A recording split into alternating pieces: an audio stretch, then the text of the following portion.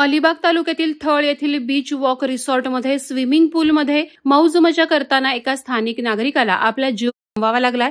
जोरदार करंट लागून श्रीनिवास म्हात्रे वय 42 राहणार किहीम तालुका अलिबाग यांनी जीव गमवलाय। विशेष म्हणजे या आधीच मुशेत येथील पंचतारांकित ट्रॉपिकाना हॉटेलच्या स्विमिंग पूलमध्ये साफसफाई करताना प्रणय जरंडे वय 22 याचा अशाच प्रकारे दुर्दैवी अंत झाला होता।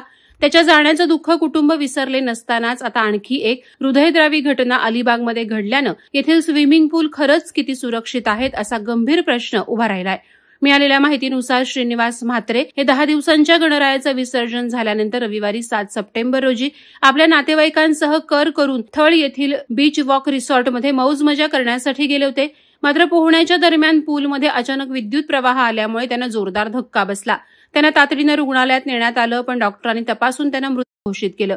या घटनेची नोंद अलिबाग पोलीस ठाण्यात करण्यात आली असून पोलीस निरीक्षक किशोर साळे यांच्या मार्गदर्शनाखाली पोलीस उपनिरीक्षक भुंडरे अधिक तपास करत आहेत।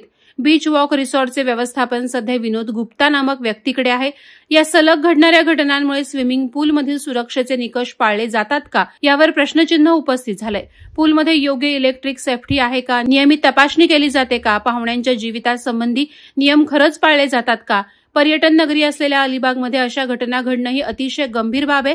नागरिक आणि पर्यटकांनी स्विमिंग पूलचा वापर करताना जास्तीत जास्त सावधगिरी बाळगणं गरजेचं आहे। मात्र रिसॉर्टच्या हलगर्जीपणामुळे अशा घटना सतत घडत असल्याने स्थानिक नागरिक संतप्त झालेत। वादळवारा लाईव्हसाठी अमोल कुमार जैन, अलिबाग। नवी मुंबई व रायगड जिल्ह्यातील ताज्या बातम्या आणि घडामोडींसाठी सबस्क्राईब करा वादळवारा लाईव्ह चॅनल आणि दाबा बेल आयकॉन।